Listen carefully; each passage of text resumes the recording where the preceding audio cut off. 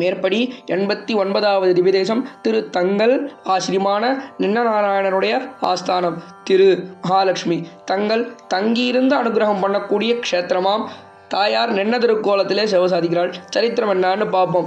புத பகவானுடைய குமாரன், அவருடைய பெயர் புரூரவஸ்ன்னு பெயர். அவர் இந்த க்ஷேத்திரத்திலே தவம் பண்ணி பெருமானை பிரத்யட்சமாக சேவித்தார்ன்றது சரித்திரம். இன்னொரு சரித்திரம், கண்ணனுக்கும் ருக்மிணிக்கும் பிறந்த குமாரன் பிரத்யும்னனுடைய குமாரன் அனிருத்தன். அனிருத்தனுக்கும் பானாசுரனுடைய மகளான உஷைக்கும் திருக்கல்யாணம் பண்ணிக்கணும்னு ஆசை. அனிருத்தனுக்கும் உஷைக்கும் கல்யாணம் பண்ணிக்கணுன்ற ஆசை. இதை கொண்டு போய் கண்ணன் இடத்துல பிரார்த்திக்க கண்ணனே நின்று தலைமையாக திருக்கல்யாணம் பண்ணி வைத்த க்ஷேத்திரமாம் இந்த க்ஷேத்திரம். இந்த க்ஷேத்திரத்தை திருத்தங்களுடைய அப்பன்னு பேர் இந்த க்ஷேத்திரத்து பெருமாளுக்கு. இந்த அப்பன் பெருமாள், அதாவது திருத்தங்களுடைய அப்பனும் ஸ்ரீவில்லிபுத்தூரில் இருக்கக்கூடிய யார் வடபத்திரசாயி எம்பெருமான், அவரும் 2 பேருமே வர்ணகலாபத்திலே எழுந்தொழிக்கக்கூடிய எம்பெருமான். கீழே ரங்கநாதனாக வர்ணகலாபத்திலே சைன திருக்கோலத்தில் எழுந்தொழிருக்கார். எப்படி ஒரு ஆச்சரியமான சரித்திரம். சமந்தகமணின்னு ஒரு மணி, அந்த மணி தங்கத்தை வருஷிக்கக்கூடிய மணி. அந்த மணி கண்ணனுடைய நண்பனான சத்ராஜித்துன்ற ஒருத்தன்கிட்ட இருந்தது. ஒரு நாள் சத்ராஜித்தை பார்க்கறதுக்காக கண்ணன் வந்தார். எப்படிடா இருக்கேன்னு கேட்கும்பொழுது, நான் நன்னா இருக்கேன்டா கண்ணா அப்படின்னு சொல்லி இவா பேசியிருந்தா. தடால்ல கண்ணன் என்ன பண்ணார், அந்த மணி ஒரு நிமிஷம் கூட நான் பார்த்துட்டு திருப்பி கொடுத்துட்றேன்னார். இவன் சின்ன வயசுல கண்ணன் வெண்ண திருடின சமாச்சாரத்தை ஞாபகம் வச்சுருண்டு, நான் உங்ககிட்ட தரமாட்டேன் கிருஷ்ணா, உங்ககிட்ட கொடுத்தா ஒன்று உங்ககிட்டே கொடுத்துடணும், இல்லைன்னா நீ அதை களவாண்டு போயிடுவ, அதனால நான் உங்கள்கிட்ட தரமாட்டேன்னா. சரி நீயே வச்சு விடான்னு கண்ணன் அதை விட்டுட்டு கிளம்பி போயிட்டார். ஒரு நாள் சத்ராஜித்தனுடைய தம்பி அந்த சமந்தகமணி எடுத்து கழுத்தில் போட்டுண்டு குதிரையில் ஏறி காட்டு பக்கமாக போனான். காட்டு பக்கம் போகும்போது ஒரு சிங்கம் அழிச்சுடுத்து அவன் உடம்ப விட்டுட்டு சிங்கம் போயிடுத்து. அந்த சமந்தகமணியை ஒரு கரடி எடுத்துன்னு போயிடுத்து. எல்லாரும் என்ன, அந்த ஊரே என்ன சொல்லிட்டான்னா, கண்ணன் தான் திருடியும் போயிட்டான், ஏன்னா கண்ணன்கிட்ட கொடுத்துடணும், இல்லைனா அவன் களவாண்டு போயிடுவான், அவன் தான் எடுத்து போயிட்டான்னு பின்னாடி புரளி பேசி அந்த வதந்தி கண்ணன் காதில் போய் விழா. கண்ணன் திடுக்கிட்டு நான் எதுவுமே பண்ணலையே, நான் இப்போ உங்கள்கிட்ட கேட்டேன், நீ தரமாட்டேன்னு சொல்லிட்டு நான் கிளம்பிட்டேனேன்னா. அவன் தீவிரமாக இருந்தால் கண்ணா நீ தான் எடுத்துன்னு போயிருப்பேன்னு. சரின்னு பார்த்தார் கண்ணன். நேராக கண்ணன் கிளம்பினார். எங்கே இருக்குது நாமளே தேடி கண்டுபிடிச்சி இவன்கிட்ட கொடுத்துடணும்னு பார்த்தார். நேராக போனார். இவன் குதிரை அடித்து விழுந்து கிடக்கிறது, இவன் அடித்து விழுந்து கிடக்கிறான். அவன் மணியை காணோம். ஒரு குகைக்குள்ளே கண்ணன் போனார். அந்த சமந்தக மணி தொங்க விட்டுருக்கிறது.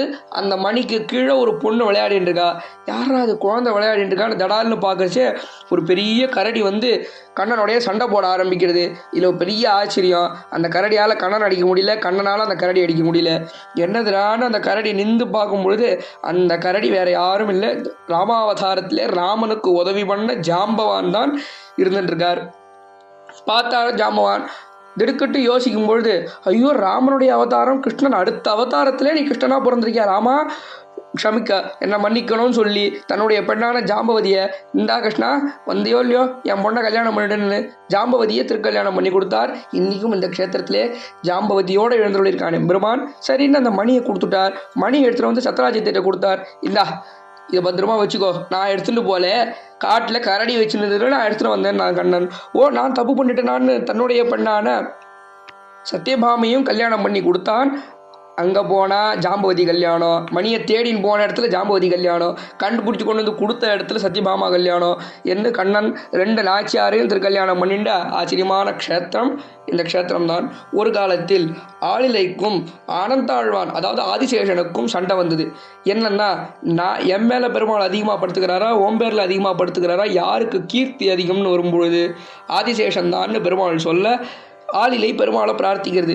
அப்போ ஆதிசேஷன் அளவுக்கு எனக்கு எப்போ மரியாதை வரும், எப்போ எனக்கு அந்த பதவி கிடைக்கும்னு கேட்க, இந்த க்ஷேத்திரத்தில் தவம் பண்ணி உனக்கு கிடைக்கும்னு சொல்லி ஆளிலை இந்த க்ஷேத்திரத்தில் தவம் பண்ணி அந்த பதவியை அடைந்ததுன்னு ஒரு சரித்திரம். என்ன இந்த பெருமான் ஆச்சரியமாக எழுந்தொழிருக்கக்கூடிய எம்பெருமான், புதனுடைய குமாரனான புரூரவசுக்கு பிரத்யக்ஷமாக சேவை சாதித்த எம்பெருமான் எப்படி எழுந்தொழிருக்காருன்னு பார்ப்போம். மூலவர் நின்னநாராயண பெருமாள். திருக்கோலம் என்ன திருக்கோலம், கிழக்கே திருமுக மண்டலம். உற்சவர் திருத்தங்காலப்பனாய் எழுந்துள்ளிருக்கான் பெருமான். தாயார் செங்கமல தாயார் ஸ்ரீதேவி, பூமிதேவி, நீலாதேவி, ஜாம்பவதியோடு எழுந்துள்ளிருக்கான் எம்பெருமான். விமானம் தேவசந்திர விமானம். தீர்த்தம் பாப விநாசனி தீர்த்தம். இந்த க்ஷேத்திரத்து எம்பெருமான் வைகுண்ட ஏகாதசி உற்சவம் ஆச்சரியமாக நடக்கிறது. திருமங்கி ஆழ்வார் 4 பாசுரங்களாலும், பூதத்தாழ்வார் 1 பாசுரத்தாலும் மங்களாசாசனம் பாடுறார். மண்ணும் கடல் மல்லை மாயவனை வானவர்தம் சென்னிமணி சுடரை தங்கால் திரள் வலியை ஆழ்வார் பெரிய திருமடல்லே சாதிக்கிறார்.